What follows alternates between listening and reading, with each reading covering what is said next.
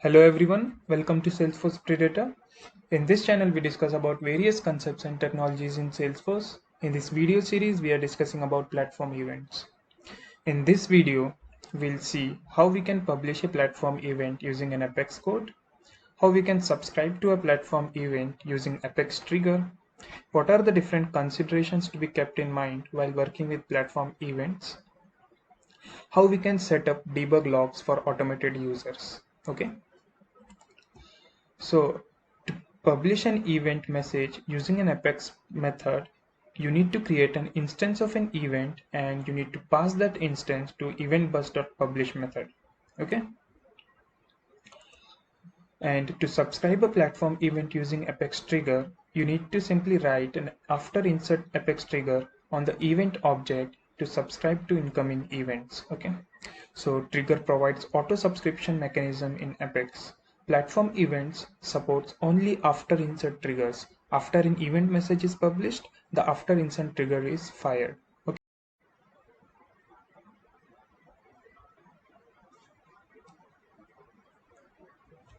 So we have a problem statement with us. Whenever an account record is updated with customer priority field as high, update the priority field related to all case records of that particular account with same value. Okay. However, we have a catch over here. So the last modified by of those updated case records should not be the one who modified the account record. Okay. So let's say we have a business requirement that the last modified by of those case records should not be set with the salesperson who updated those account record. Okay. So how we can achieve this? We will be using a platform event for this, and we'll look how we can achieve this. Okay. So we'll go to our Salesforce developer console, and here I have already written an Apex class. So I'll explain you line by line. So to this Apex class, inside we have a method publish event to which we pass an account ID, and this in this method we query the account object for that particular account ID and update the customer priority field of that particular account object with this high value. Okay, and then we update the account object record. Now once the account object record is updated, we have already created a platform event. Okay, so if you go here, you can see a platform event which we have created. We have set event type as high volume, publish behavior as publish after commit. Okay, and we have also created a custom field inside this platform event object. So we have account ID field which will act as a event message. Okay, so this will hold the account ID whose case records needs to be updated. Fine. So what we need to do to publish an event is we need to create an instance of this platform event. Okay, and we need to set the account ID with the account which got updated here. Okay, and then using event bus.publish method we need to pass this event instance to this event bus.publish method. Okay, and using database.save result we can verify whether this event has been published successfully or not. Okay, so if we can see here sr.isSuccess returns true, this means this event has been published successfully, else there is some error while publishing this event. Okay, so this is how you can publish an event using an Apex code. Okay, now once this event is published, we need to have some functionality to listen to this particular event. Okay, so for that we have written a trigger on this platform event. Okay, so if you can scroll down, and inside a triggers related list for this particular object you can see a trigger over here. Okay, and you can see the status as active, right? So I'll go there, and we have already created this trigger, right? So in this trigger you can see trigger name of trigger on this platform event object, and you can see after insert here. Okay, so you need to create after insert trigger.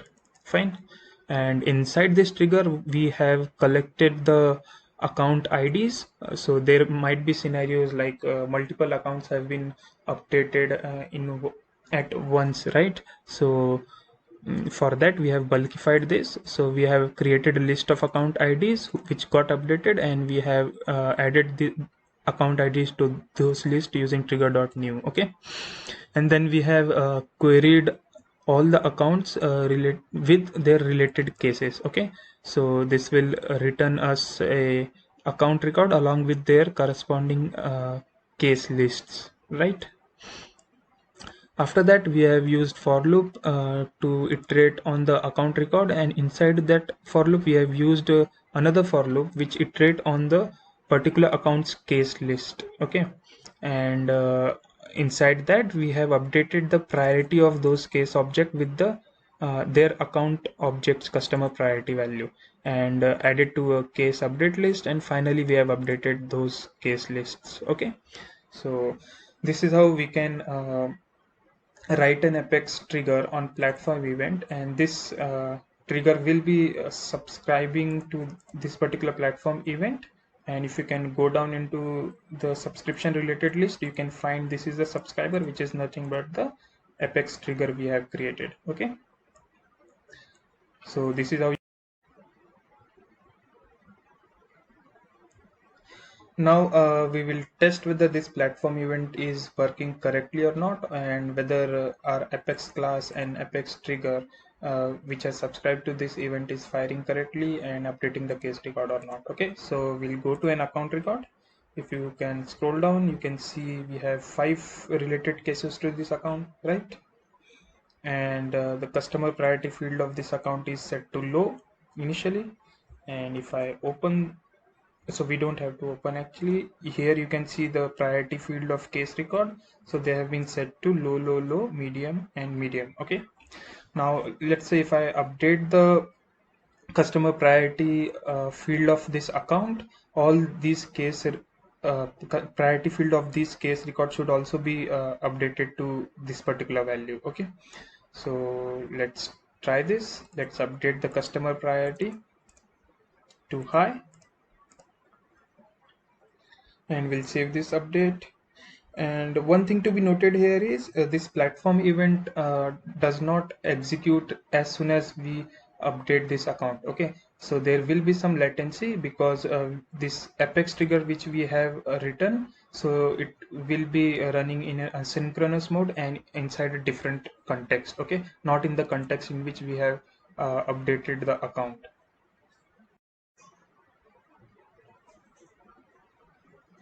So we'll go to our developer console and we will update this particular account. Okay, so we have this Apex class which will update the account and fire the, or sorry, publish the platform event. So we'll go to anonymous window and we will create object of this class,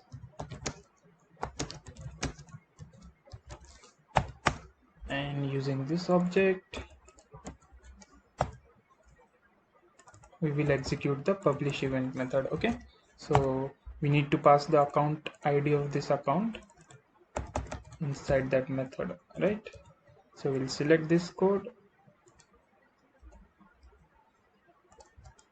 and we will execute it. Okay, so let's go to our Salesforce org and check whether this account has been updated or not.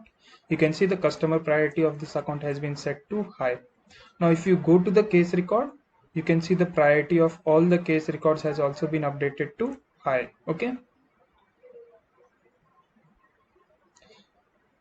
and let's go to our presentation. We have some important points to be looked into. Okay, so first is a trigger process platform event notifications sequentially in order they have been received. Okay, and the order is dependent on the event replay ID. Next is this platform event trigger runs in its own process asynchronously. Okay, and it's not part of the transaction that published this event. So there might be a delay whenever an event is published and whenever the trigger processes the event. And there might be delay between when an event is published and when the trigger actually processes the event. Okay, so you don't have to worry whenever there is delay. right? Another important point is platform event trigger don't run under the user who executes them. Rather, they run under automated process system users. Okay. Now this is very important point in context with our problem. Okay. So in the problem statement, it was mentioned the last modified by of those updated case record should not be the one who modified the account record. Okay. So let's go to our Salesforce org and verify what is the last modified by for these case records. So if I open the case record, I can see last modified by is automated process, and it's not the user who updated this case, sorry, account record, right? So last modified for account is this Salesforce creditor user. So the user who actually executed this Apex class. Okay. So we have these 2 points remaining now. How we can set a debug logs for these automated users. Okay, so yeah, we got it. Like these automated users are the one who are updating these case records, right? But let's say some error occurs or something occurs and we need to check the debug log for this particular transaction, right? So how we can do that? So what we have to do is we have to just go to the debug logs, and we need to set debug log for automated user. And how we can set it?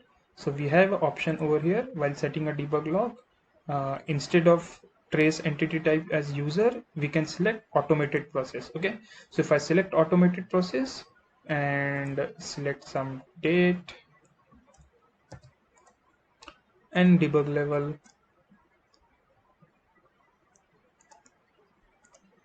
so whenever this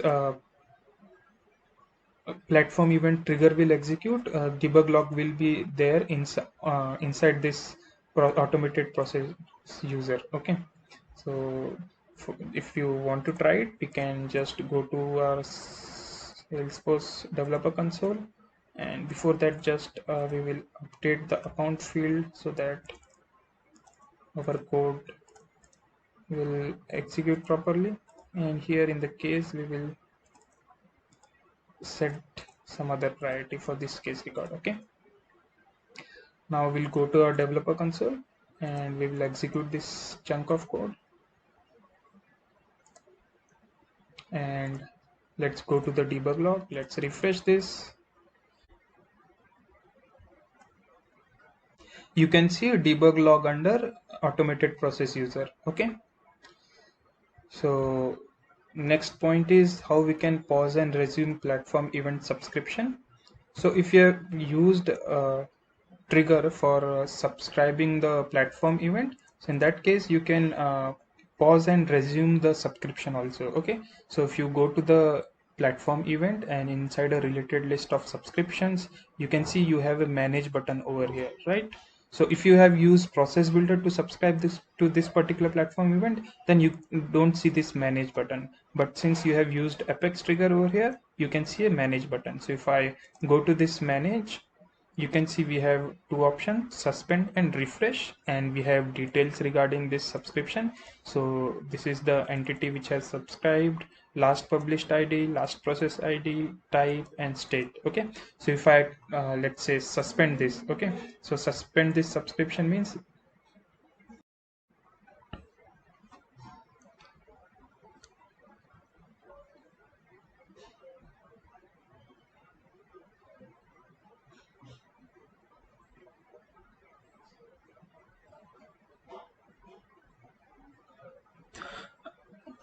it will stop processing the published event messages. Okay, so it will be stored in the bus, but it won't be processed using this subscription. Okay, so if I click on OK, you can see the page gets refreshed and you will see new sets of button. Okay, so you have resume button over here and resume from tip. Okay, so they do have a help text for it. So if you hover over the help text, you will see resume the subscription means starting with the earliest unprocessed event message that's within the retention window. Okay, so it will start the processing of earliest unprocessed event message, whereas resume from tip means it will skip any unprocessed event message and it will start with the newest one, the newest event messages. Okay, so right now we have suspended the platform event, so we will test whether execution is working correctly or not. Okay, so we will go to account first.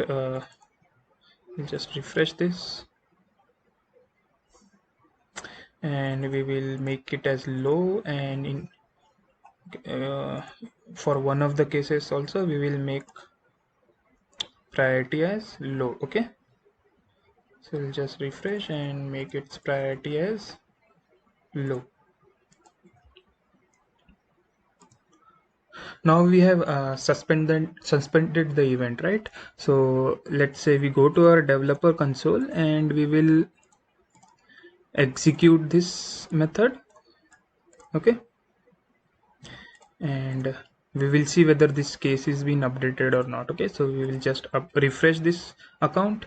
We can see the customer priority is again set to high, and if I try to refresh this case, we will see the priority is not getting updated. Why? Because subscription of that particular event, this Apex trigger to this subscription event has been paused. Okay, so for starting it again, what we need to do, we need to go to this subscription and we need to manage this subscription. And let's say we click on resume now. If I click on resume, click on OK. Now if I go back to platform event, you can see the state as running, and if I try to refresh the case, so it is taking some time to reflect over here. So we'll just keep on refreshing.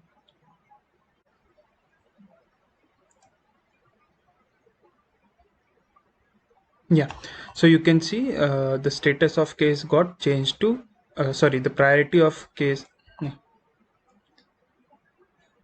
Yeah, so you can see the priority of case got changed to high. Okay, so it does take some time because of a latency issue, but it gets reflected over here. Okay, so we have covered all the points which were supposed to be covered in this video. If you have any questions, you can write it down in the comment section, and do not forget to subscribe this channel. Thank you.